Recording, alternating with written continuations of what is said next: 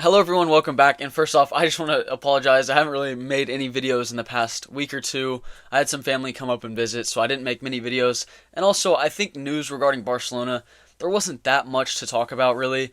And Barcelona haven't played that many games in the last week. Of course, there was international break and everything, but I want to get back to posting frequently, and there's some Barcelona news I wanted to talk about today, so I'm going to do that in this video. And the first report I wanted to talk about was Bernardo Silva being linked to Barcelona for now what seems like the fourth summer in a row. It just seems like he's always linked to Barcelona, but it doesn't seem like it's going to materialize, and I feel like it's going to be the same exact thing this summer. Of course, he would be a very great addition to Barcelona's team, and he would be an important piece to Xavi or the next coach's game plan for next season if he does join Barcelona, but that reported release clause of 50 million, I think that's unrealistic for Barcelona in the summer. And he is one of those players that would force a way into the team. He would obviously be a starter for Barcelona, but you look at the team next year and you look at when everyone is healthy, is it a priority to sign Bernardo Silva?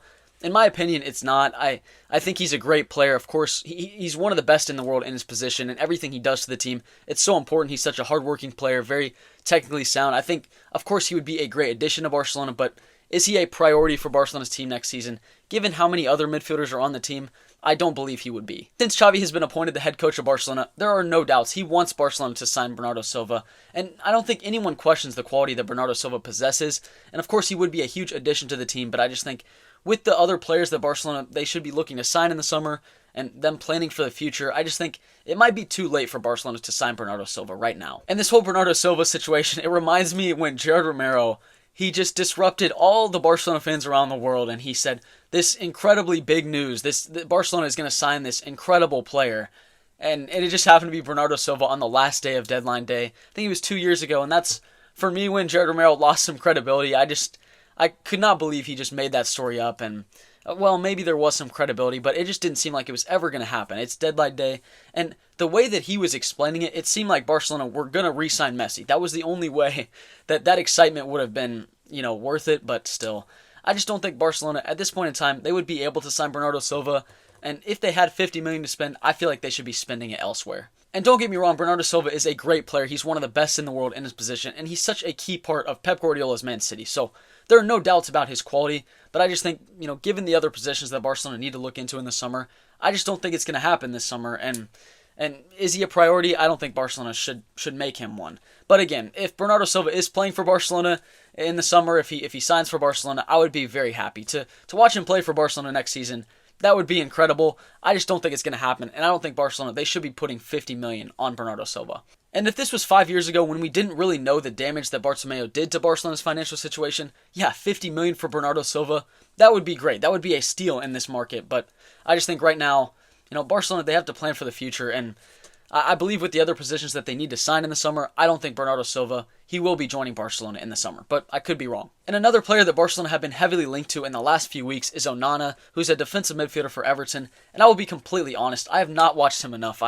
To be honest, don't watch Everton games. The only time I've seen him play was with Belgium against England, and I think he was very impressive in that game, but of course, to make a concrete decision, I would have to be watching him more. But it's an interesting prospect for Barcelona in the summer because, of course, they do need to sign a defensive midfielder. And of course, he has a very bright future ahead of him, and it doesn't seem like he's going to stay at Everton in the summer. I have a feeling that a club is going to sign him for 40 million in the summer, so is it going to be Barcelona?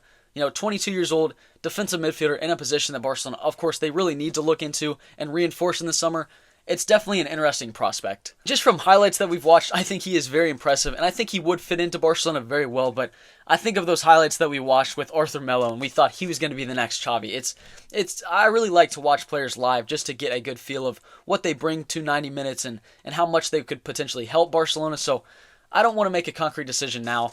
I do think if Barcelona do spend 40 million on him, of course, the scouts that Barcelona have, they see something in him that a lot of people see around the world. He's getting a lot of praise, and rightfully so, because all the highlights I've seen so far, they've been really impressive. And since Busquets has left Barcelona, it's been very obvious that Barcelona will need to replace him. They need to sign a defensive midfielder. And Christensen, to his credit, I think he has stepped up massively in the last month, and he slotted into that position very well.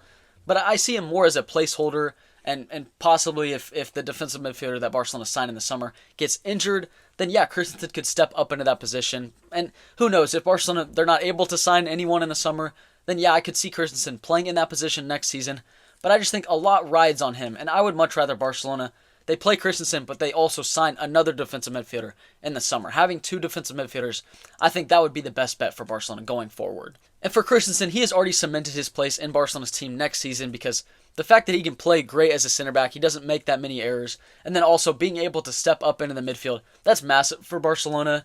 And, there were some doubts if Barcelona was maybe going to cash in on him in the summer because, of course, he was a free transfer, and now, he could probably get 20 to 25 million for Barcelona. And, of course, in a time where they do need money, it's a thought. But I just think that Barcelona, they do best to keep him, and I think he's definitely deserved it because he's been one of the most important players for Barcelona in the past month, and he's been one of the main reasons why Barcelona's form has definitely changed. And there have definitely been some names that Barcelona have been linked to for that defensive midfield position, Onana being one, also Mats Wijfer from Feyenoord, I believe, but just haven't watched him enough to make a concrete decision. And then also one that I think is interesting, but I really haven't seen much talk about is Stiller from Stuttgart. I think he's had a very good season. I think he was from Bayern Munich's academy. I think he's been very impressive. He's linked to a move to Bayern in the summer. I've seen some talk about that, but it's another one to keep an eye on for Barcelona. And then also some team news in preparation for that game against PSG, and it's great to see players like Frenkie de Jong and Pedri and Ferran Torres back in training for Barcelona, and we're still not sure if they're going to be 100% ready for this game against PSG because, of course, that's the biggest game for Barcelona this season, so you have to be 100% ready to play in that game. And of course, the team changes a lot with Frenkie de Jong and Pedri on the field. I have a feeling that Pedri would be a player that could maybe come in the second half. I don't feel like he's going to be 100% fit to start in that game. Frenkie de Jong, I could see starting, of course, but, I think the midfield is going to be Christensen, Gundogan, and then that third midfielder, a lot depends on that. I think Fermin Lopez, he's done pretty well during his time as a starter in these last couple games, and I wouldn't be against him starting in that game. Of course, he scored a great goal in the game against Napoli, very important for Barcelona. But the priority would be getting Frenkie de Jong and Pedri back 100% starting for this game. And then, of course, Ferran Torres coming back from injury, and he's practicing. He hasn't played a game yet, so I have a feeling that he's not going to be starting. But, of course, Xavi sees the players every day. He's going to see if they're 100%, if they're ready to start in that game. But I have a feeling that Joao Felix would be starting in front of Ferran Torres because Ferran Torres, he was doing great before that injury, but that injury set him back about a month and a half, and I just don't think he's going to be ready to be 100% fit to start against PSG. Even having Frenkie de Jong, Pedri, and Ferran Torres on the bench for the game against PSG, I think that's a big boost for Barcelona, and I think Barcelona, they should be feeling confident going into that game. Of course, it's not going to be an easy game at all. You're up against the best player in Europe, but I still think Barcelona, they have the team that's good enough to drop a very good performance in that game. Another thing I wanted to just quickly touch on was the Ansu Fati situation, because there have been a lot of talks if he's going to return to Barcelona, and I hope he does. I hope he does return to Barcelona in the summer. There's been some talks that he's going to have another loan with Brighton, and I'm not against that for sure, but I just want him to get a chance during preseason to come back to Barcelona because I think that left wing position, that's uncertain. I think Ansu Fati, he has the ability to come back into Barcelona's team, but a lot depends on the new coach because I think if it is Xavi for next season, which there have been some talks that Xavi is going to stay for one more year, or Laporta at least wants him to do that, I don't think Ansu Fati would come back to Barcelona because it was pretty obvious that Xavi did not count on him. But I think this season has shown us that Barcelona, they do need a direct player in that position. And I think someone like Ansu Fati, of course, we don't know, this new version of Ansu Fati might not be as direct. And there have been links to Rafael Leao and Nico Williams. I feel like both of those, they might be a little bit too unrealistic for Barcelona because just given the financial situation, 100 million for Rafael Leao or 50 million for Nico Williams, that might be tough. So I think the cheaper option, it might be bringing Ansu Fati back and giving him a chance in that position. And then some other talk which does regard Ansu Fati coming back to Barcelona. There have been some talk that Barcelona are thinking about giving the number 10 to Lamine Yamal, and for me, I just don't want to see this happen too early.